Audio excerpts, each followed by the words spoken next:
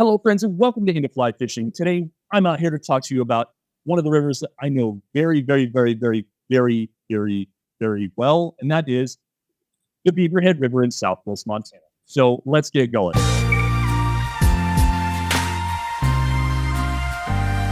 Welcome again, everybody, and thanks for being here. This is Into Fly Fishing, and I am Nick Jovanovich. I've been fly fishing for over 35 years, and I am a professional guide in southwest Montana. Have been for the last 15. Now, the Beaverhead River is one of those rivers that I work. In fact, I would say it's the number 2 river as far as hours, days, weeks, and even years that I've spent time fishing, paddling, and understanding. So I'm here to share a little bit of that information with you today. Now, the Beaverhead River is known in trout circles, but it's not well known, and there's a good reason why. Actually, 2 reasons. Number 1, it's not a big river. And number 2, it gets way overshadowed by other area rivers like the Madison over toward Bozeman and West Yellowstone. And also like the big Blackfoot and the Bitterroot River over in Missoula. There's just a lot of really storied area waters that overshadow the Beaverhead. But don't let that fool you. This little river is packed with fish. Now, if you're unfamiliar with the area that I'm talking about the little southwest corner beard goatee thing in Montana where it drops down into Idaho. That's where the Beaverhead River is. Now, the Beaverhead River starts in Clark Canyon Reservoir. Clark Canyon Dam was an earth-filled dam that was built by the Bureau of Reclamation in the 60s for water conservation and to control flooding. So we lovingly refer to the Beaverhead as the Beav Ditch because it's more really they care about watering crops than anything else. The fishing is still phenomenal because it's a beautiful, beautiful tailwater section of the river. But the earth dam has created this beautiful, perfect situation for nice, well-fed trout. Now, the Beaverhead River did exist before the dam. Clark Canyon Reservoir is filled by Horseberry Creek from the southwest and the Red Rock River from the south-southeast. Those came together to form the Beaverhead before the dam, a little town called Olmsted. But of course, since the dam is built, now those 2 rivers flow into the reservoir, which is the headwaters for the Beaverhead. And interestingly enough, Old Armstead is flooded down there below the water of the reservoir. Now, the river continues in a fairly northerly flow through Clark Canyon, then into the Beaverhead Valley through Dillon, Montana, and toward Twin Bridges, Montana, which is the home of Carl Winston fly rods. Just beyond Twin Bridges, it meets the Big Hole River, and those 2 come together in a confluence, which then starts with Jefferson, Madison, Gallatin are the 3 forks that are the headwaters to the Missouri River. So we're talking about upper Missouri River water here.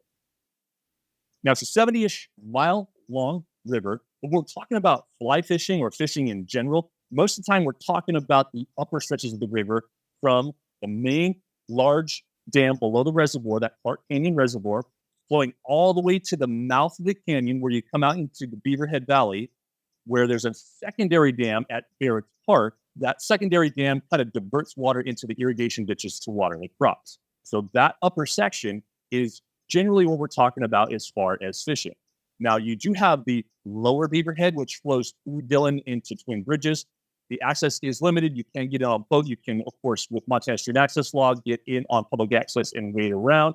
There's some good fishing to be had, but most of the numbers and size are going to be in the upper section in between those 2 dams from Clark Canyon Reservoir to Barrett's Park. And the upper river and the lower river do look and fish differently as well. The upper river is going to be a bigger, broader river. In terms of other rivers, it's still a small river, but in terms of this river, it's the bigger, broader section. There's more water in this section. And you've got some really nice ripple features, some good bends, some very hard turns and willow-laden banks and undercuts.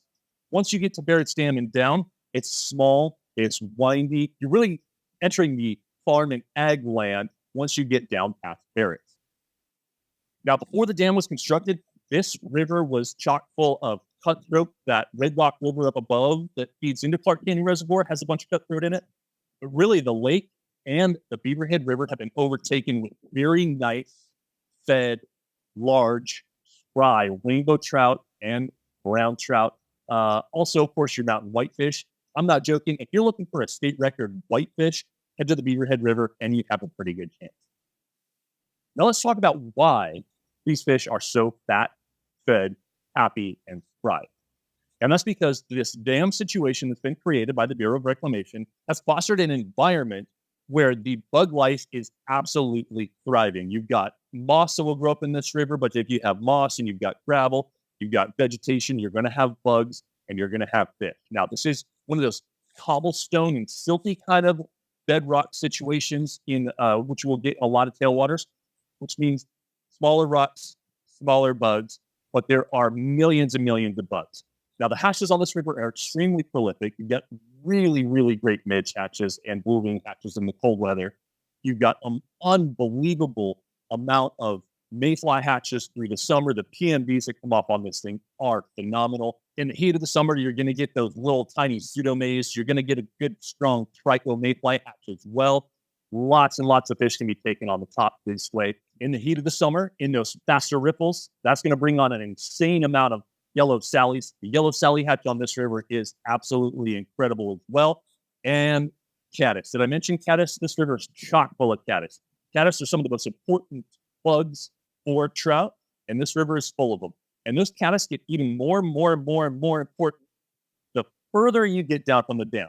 Now, we tend to fish a little bit of caddis near the dam, depending, especially if the day gets late, warm. But the further you go downriver, away from the dam, the more important those caddis actually become. Now, this isn't tailwater, like I said, but as you go away from the dam, you will find a little bit of golden stone action. It's not heavy, but you'll notice as you're floating under bridges or near big rocks, you'll see some golden stone cases, some shucks attached to those rocks. You can get a little bit of dry action down there on golden stones away from the dam. And because it's tailwater, you got a big lake up above.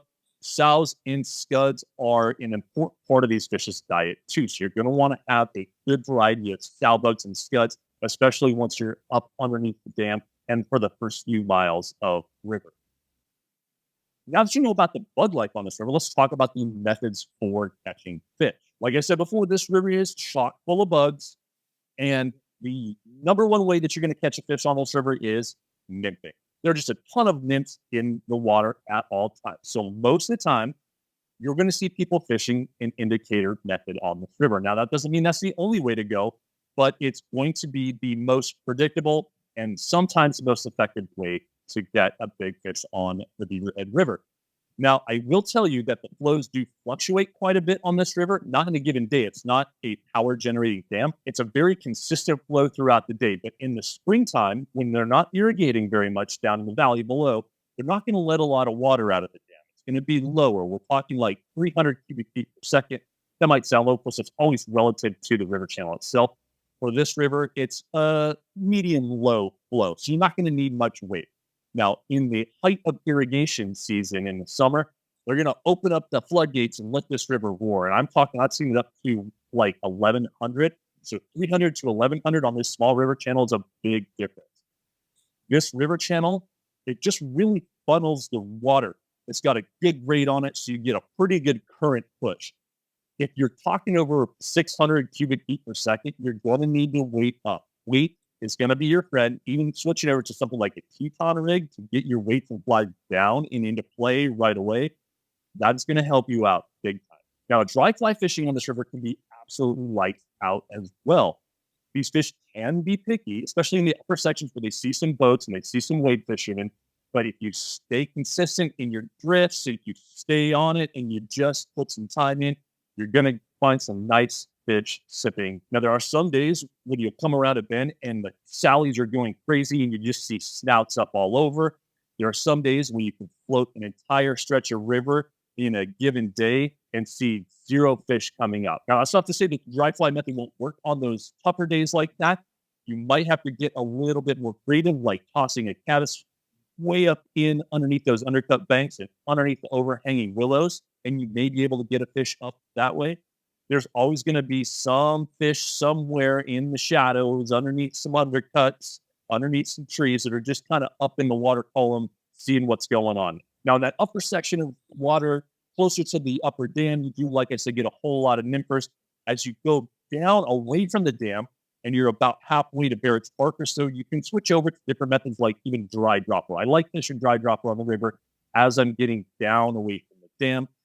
It's a great way to change things up. You got to get into stonefly areas where you might get fish to come up on your golden stone. And you can also fish some sort of an emerger, drop down in the middle of the water column versus on the very bottom if you're nymphing with some weights and an indicator. Now, lastly, let's talk about streamer fishing this river. It's a tight river channel for a lot of the flow on this thing. So the roll cast is going to be a friend, but this can be a very, very friendly river to fish streamers. Any given day that you get some cloud cover, a low pressure system, storm, anytime you're fishing there in the cold weather, fall, winter, spring, those are all great times to bust out the streamers, put a little bit of twitch on them, and get some of those aggressive fish to come out and grab. It's a wonderful, wonderful streamer river. Now, the fish on this river can be pretty large and pretty powerful, and you really know how to use this heavy current against you. So I recommend having a couple of rods if you can. A 9-foot 5-weight with a floating line is perfect for dry fly fishing and for lighter nymphing. I wouldn't go any lighter than that with this current and these powerful fish. A 9-foot 6-weight will be perfect for heavyweight nymphing and for throwing streamers as well. Again, with that streamer rod, I still throw a floating line. I don't find it necessary to have a sink line on this. You can always use a heavier streamer or add a little bit of weight if you need to. Now, you're probably wondering about the best ways to access this river. Now, I'm always an advocate for floating because it just opens up a lot of opportunity for you.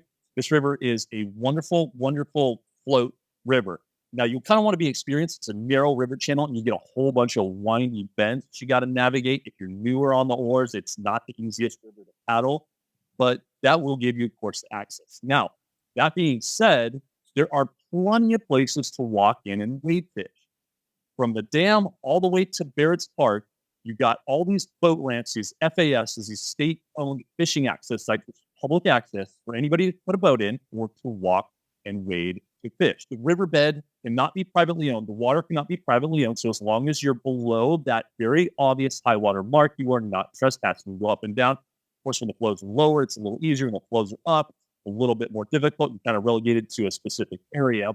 But there are plenty of access points up and down the upper river. And on top of that, there are walk-in only designated areas like the Hennenberry Homestead and also Hennenberry walk-in access. Those are walk-in accesses only to give people on foot a little bit more of an advantage to get in on these sections of water. Now, below Barrett's Dam, as you're heading toward Dillon, access is there. There's a couple of boat ramps, but it is a little bit more limited. Again, you have to remember, we're talking about ag land. We're talking about farmland and ranch land. It's privately owned, so you can get in little specific spots, but it's a little more difficult to do.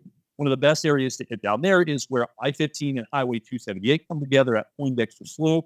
You can fish the slough, you can fish the lower Beaverhead right there, and that gives you a nice flavor of the lower river. But like I said, the access down there is a little bit more difficult. Now let's talk about getting to the Beaverhead River. Dillon is the biggest town on the Beaverhead, and there is the small airport there, but that's going to be private charter. So if that's not an option for you, you can't fly into Dillon. Next, after that, you can check Butte, Montana. That's under an hour to the north. It's a very easy drive. They don't always have the most favorable flights, but check Butte because that's closer.